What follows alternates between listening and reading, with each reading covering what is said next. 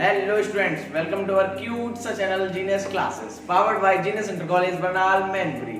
तो देखिए, जैसा कि हमने पिछले लेक्चर में आपको क्या बताया था कि इंट्रो कराया था आपको मैंने एसिड से, बेस से और साल्ट से। हमने तीनों से आपको मिला दिया था, मतलब इंट्रो करा दिया था, पहचान लिया था कि किस तरीके से हम इसका यूज करते हैं, क्या होता है क्या नहीं होता है। तो इंट्रो के बाद आज हम जानेंगे कुछ एसिड के बारे में और एसिड की प्रॉपर्टीज जानेंगे। लेकिन उससे पहले हम थोड़े एसिड के अकॉर्डिंग इंडिकेटर्स को समझ लें। इंडिकेटर्स हमारे दो होते हैं, हम जानते हैं, नेचुरल एंड सिंथेटिक। कौन से होते हैं इंडिकेटर्स हमारे? Natural indicator and synthetic indicator. Natural में आता है हमारा जैसे लिटमस, क्योंकि वो लिकेन नाम के एक प्लांट से हमें मिलता है, ठीक है ना। तो लिटमस सॉल्यूशन होता है जो कि पर्पल कलर का होता है, मैंने कल आपको बताया था। जब वो एसिड के साथ मिलता है तो क्या होता है? रेड हो जाता है। और वहीं लिटमस को हम एक पेपर के स्टेप में भी पाते हैं जो कि रेड और ब्लू में होता है, तो वो ब्लू को रेड में चेंज कर देता है लिटमस पेपर को, ठीक है ना।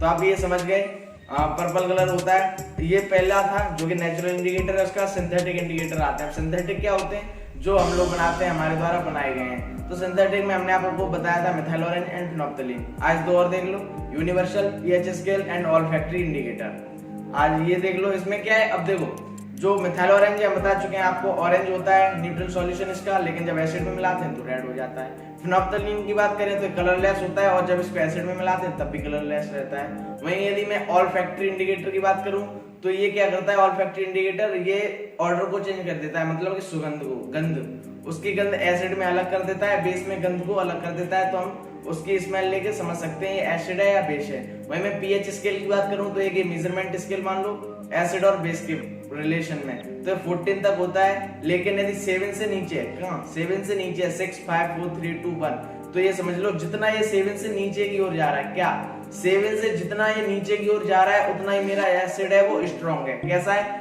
एसिड स्ट्रॉन्ग है। जैसे HNO3, HCl, H2SO4, तो ये हमेशा 1 2 और 3 के बीच में रहते हैं क्योंकि ये बहुत स्ट्रॉन्ग एसिड है, ठीक है ना। अब देखो, एसिड आप समझ गए, पीएच स्केल। अब यही मैंने बात की थी यूनिवर्सल इंडिकेटर। यूनिवर्सल इंडिकेटर क्या होता है? कलर से हम नॉलेज लेते हैं। यूनिवर्सल इंडिकेटर को हम कहते हैं विबग्योर, ठीक है ना।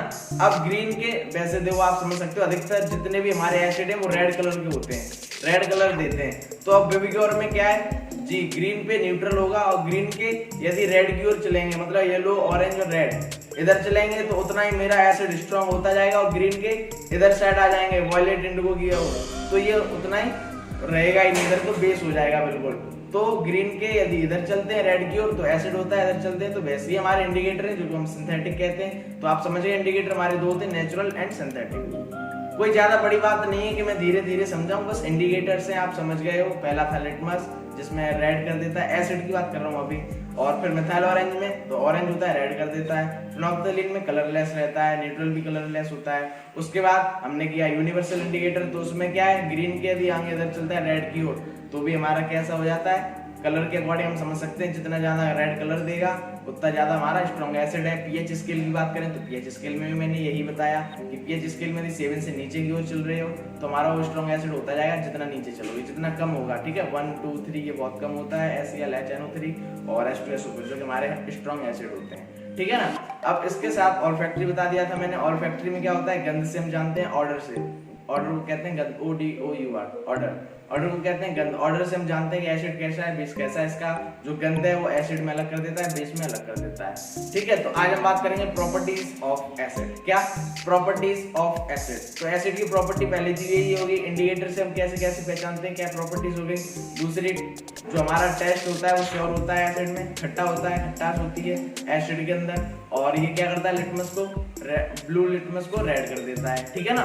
तो दूसरी देखो प्रॉपर्टी क्या है, यदि हम किसी मेटल को, लर्न करने वाली बातें हैं आज, आपको सब लर्न करने पड़ेंगे क्योंकि इससे कई क्वेश्चन आते हैं और 5 मार्क्स तो पक्के हो जाते हैं इससे। एक बैलेंसी से फर्स्ट चैप्टर में, इसमें सेकंड चैप्टर से इसमें हो जाते हैं। तो यदि हम किसी मेटल को एसिड के साथ मिलाएं, डाइल्यूट एसिड के साथ, क्या यदि हम किसी मेटल को, मेटल आप समझ सकते हो पीरियोडिक टेबल में आप देख सकते हो, तो हम यदि किसी भी मेटल को एसिड के साथ मिलाएं तो हमेशा में क्या देगा? एक हाइड्रोजन गैस देगा और सॉल्ट देगा।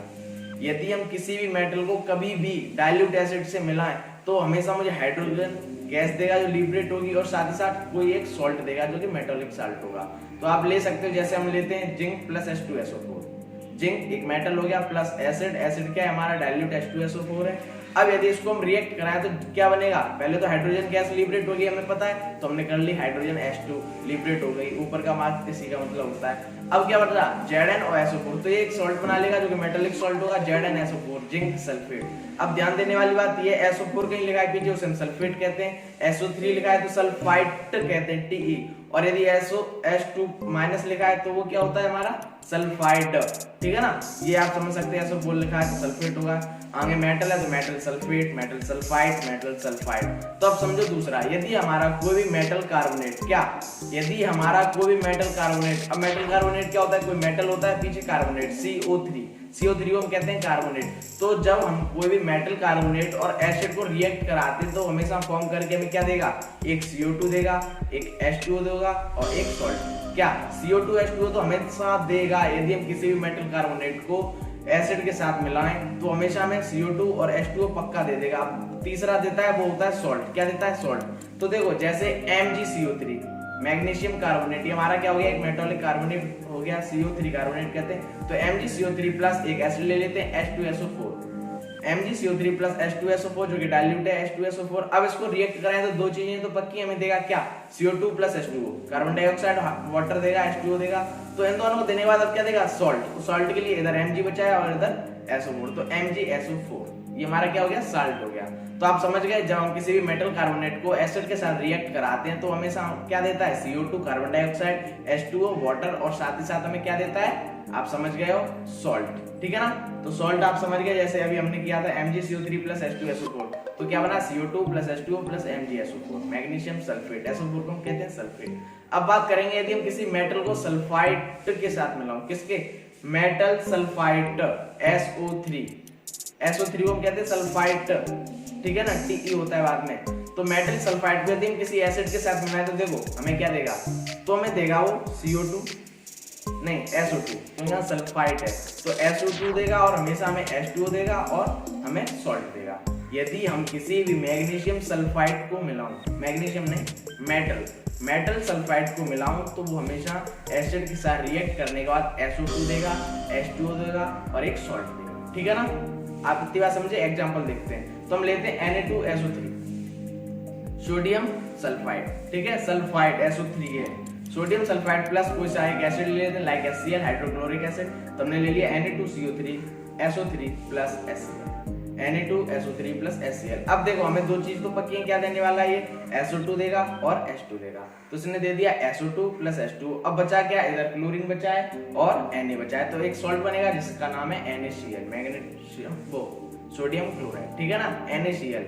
तो हमें मालूम पड़ गया यदि हम किसी भी मेटल सल्फाइड को एसिड के साथ रिएक्ट कराते हैं तो SO2 देगा, H2 देगा, H2O देगा और साथ ही सॉल्ट देगा। क्या क्या देगा, SO2 plus H2O plus salt.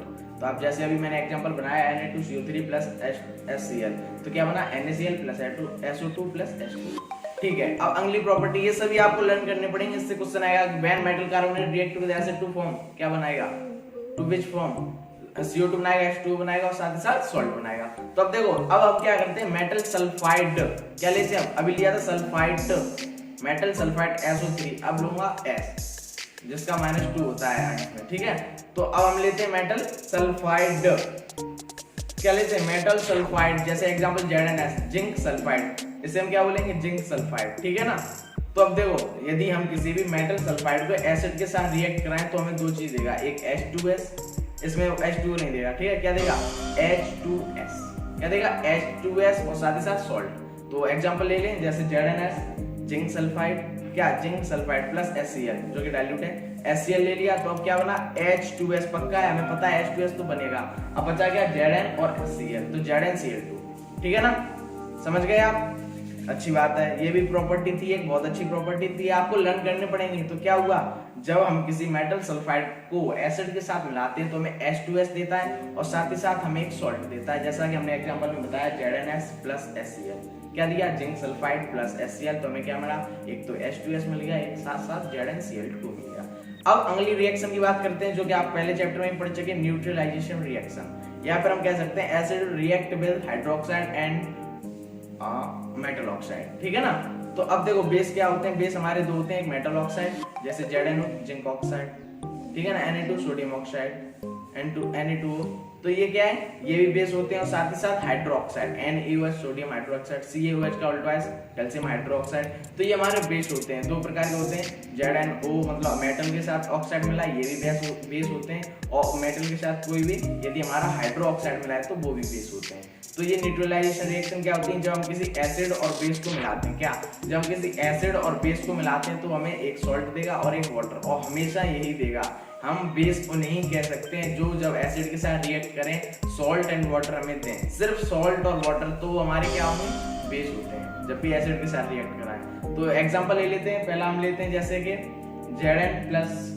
ZnO plus क्या ले लें, एसिड और बेस, ठीक है, HCl ले लेते हैं, ठीक है, ZnO प्लस HCl। ZnO क्या है, जिंक ऑक्साइड, ठीक है ना, जो क्या है ZnO जिंक ऑक्साइड है, जो कि एक बेस है, अच्छा सा बेस है, ठीक है ना, क्या मेटल ऑक्साइड भी बेस होते हैं, ZnO प्लस HCl।